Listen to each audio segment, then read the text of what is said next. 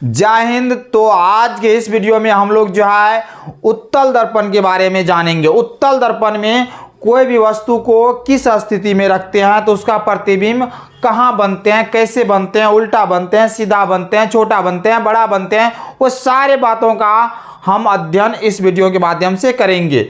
क्योंकि इससे पहले वाले वीडियो में हम लोग अवतल दर्पण में जान चुके हैं। जब अवतल दर्पण के सामने वस्तु को कैसे रखते हैं तो उसका प्रतिबिंब कैसे बनते हैं, किस स्थिति में बनते हैं, ये सारे बातों को हम दूसरे वीडियो में जान चुके हैं। आज के इस वीडियो में हम लोग ये जानेंगे कि उत्तल दर्पण के सामने वस्तु को कितने प्रकार से रख सकते हैं और उसका प्रतिबिंब कहाँ कहाँ बनते हैं, किस स्थिति में बनते हैं, छोटा बनते हैं, बड़ा बनते हैं, उल्टा बनते हैं, सीधा बनते हैं, ये सारे बातों का अध्ययन हम इस वीडियो में करेंगे। किस दर्पण में? उत्तल दर्पण में। तो आइए उत्तल दर्पण में वस्तु और प्रतिबिंब की स्थिति के बारे में पूरे डिटेल से जाने।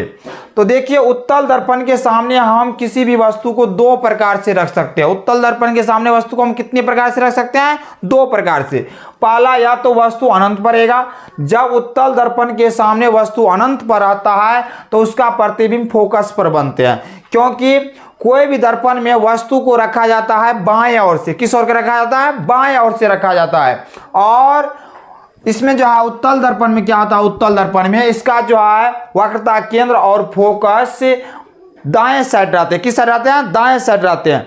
और हम वस्तु को जो है बाएं साइड से रखते हैं तो बाएं साइड जो है हम दो ही स्थिति से रख सकते हैं। वस्तु को कितना स्थिति से रख सकते हैं? दो प्रकार से रख सकते हैं।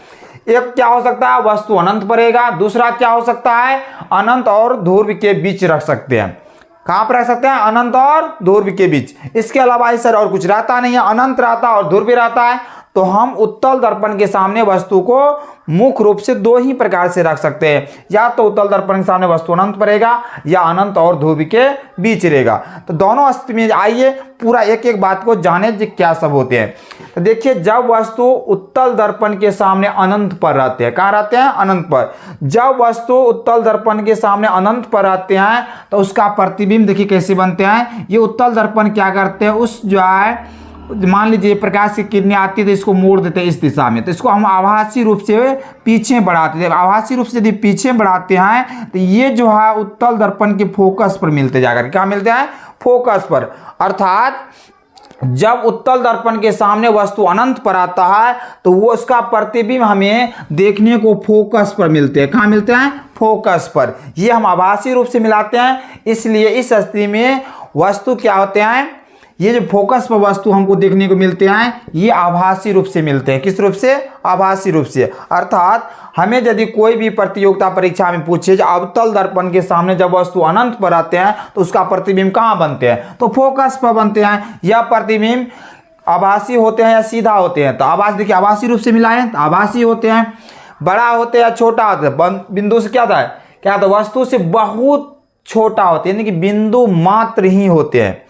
क्या होते हैं? बिंदु मात्र ही होते हैं। इनके उत्तल दर्पण के सामने जब वस्तु अनंत पर आते हैं तो इसका प्रतिबिंब फोकस पर बनते हैं। यह प्रतिबिंब आभासी, सीधा और वस्तु से बहुत छोटा यानी कि बिंदु मात्र ही होते हैं। यहाँ पर देखिए स्पष्ट हमको देखने को मिल रहा है। यहाँ पर जब वस्तु अनंत पर आते हैं तो ये क्या होता है? दर्पण पर आपतित होती है तो दर्पण उसको इस दिशा में परावर्तित करते हैं। तो उसको हम आभासी रूप से सीधा पीछे यदि बढ़ाते हैं तो वह फोकस पर जाकर के मिलती है। ये आभासी रूप से मिलाया है फोकस पर, तो हमें वस्तु जो यहाँ पर दिखाई देते हैं फोकस पर आभासी रूप से। तो इस स्थिति में जब हमें कोई पूछ दे या कोई भी प्रतियोगिता परीक्षा में ऐसा प्रश्न कर दे कि अब उत्तल दर्पण के सामने जब वस्तु अनंत पर आती है तो उसका प्रतिबिंब कहाँ बनती है? तो फोकस पर बनती है।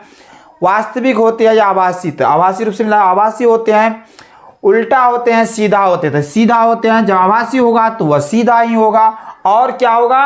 ये वस्तु से बड़ा होते हैं, छोटा वस्तु से बहुत छोटा होते हैं, इनके बिंदु मात्र ही होते हैं। फिर से एक बार सुनिए, उत्तल दर्पण के सामने जब वस्तु अनंत पर आते हैं तो उसका प्रतिबिंब फोकस पर बनते हैं। यह प्रतिबिंब आभासी, सीधा और वस्तु से बहुत छोटा यानी कि बिंदु मात्र ही बनते हैं। दूसरा स्थिति में उत्तल दर्पण के सामने हम वस्तु को अनंत और ध्रुव के बीच में रख सकते हैं। मान लीजिए ओ क्यू कोई वस्तु है जो अनंत और ध्रुव के बीच में रखे गए हैं, तो ये जो है उत्तल दर्पण के सामने जब वस्तु अनंत और ध्रुव के बीच रहती है तो उसका प्रतिबिंब देखिए ध्रुव और फोकस के बीच बनती है, ध्रुव और फोकस के बीच बनती है। यहाँ पे देखिए कैसे बन रहा है ये प्रतिबिंब। यहाँ पे देखिए जब ओ क्यू वस्तु है तो वस्तु के शीर्ष बिंदु से क्या करती है, प्रधान अक्ष जो है प्रधान अक्ष के समांतर यदि किरण आपतित कराते हैं दर्पण पर वस्तु के शीर्ष बिंदु से, कहां से, शीर्ष बिंदु से, वस्तु के शीर्ष बिंदु से ये प्रधान अक्ष के समांतर यदि किरण दर्पण पर आपतित होती है तो ये उत्तल दर्पण इसको क्या करते हैं, इस दिशा में परावर्तित कर देती है। तो उसको क्या करते हैं, उसको पीछा आभासी रूप से बढ़ाते हैं। तो बढ़ाने के बाद क्या होता है, ये फोकस पर जाकर मिलते हैं, कहाँ मिलते हैं, फोकस पर। यहीं यदि इस दिशा में ये परावर्तित करते हैं, इसको पीछा यदि बढ़ाते हैं तो ये क्या मिलते जाकर के, ये फोकस पर मिलते हैं। दूसरा किरण क्या करते हैं, वस्तु के शीर्ष बिंदु से सीधा कहाँ करते हैं, दर्पण पर आपतित कराते हैं, वक्रता केंद्र होकर के लौटते हैं, किस होकर के, वक्रता केंद्र होकर के। वस्तु के शीर्ष बिंदु से दूसरा किरण दर्पण पर आपतित कराते हैं वक्रता केंद्र होकर के, किस होकर के, वक्रता केंद्र होकर के। ये दोनों किरण देखिए यहां से जो ये आते हैं दर्पण पर, ये दर्पण से टकरा करके ये पुनः इस दिशा में लौट जाएगी। फिर क्या होते हैं, इसको आभासी रूप से यदि आगे बढ़ाते हैं तो ये जाकर के वक्रता केंद्र पर जाकर के मिलते हैं, कहाँ मिलते हैं, वक्रता केंद्र पर। तो ये दोनों किरण ये जो इधर आभासी रूप से फोकस पा रहे हैं और इसको जो आभासी रूप से यहाँ पर वक्रता केंद्र पर जाकर के मिलाए हैं, ये दोनों किरणें जहां पर प्रतिच्छेद करते हैं दूसरे को, उस बिंदु को सीधा लंबवत प्रधान अक्ष से मिला देते हैं।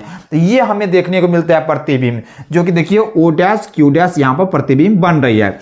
तो यहाँ पर देखिए उत्तल दर्पण के सामने जब वस्तु अनंत और ध्रुव के बीच में मान लीजिए ओ क्यू वस्तु है तो इसका प्रतिबिंब बनते हैं ध्रुव और फोकस के बीच में। यह प्रतिबिंब देखिए आभासी रूप से मिला, आभासी और क्या है, सीधा, जिसने वस्तु है उसी स्थिति में ये वस्तु प्रतिबिंब भी है और वस्तु से छोटा हमें देखने को मिलते हैं। जब हमें पूछ दे उत्तल दर्पण के सामने जब वस्तु अनंत और ध्रुव के बीच रहती है, क्या, जब उत्तल दर्पण के सामने वस्तु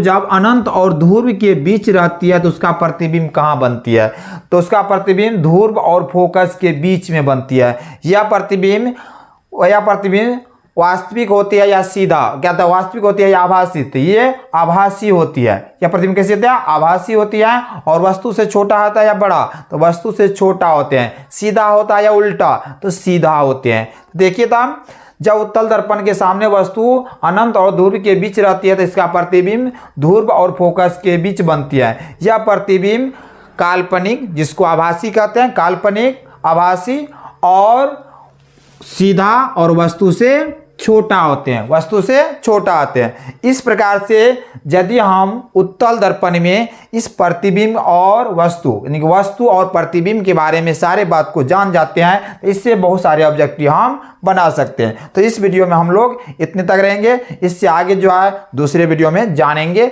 जय हिंद, जय भारत।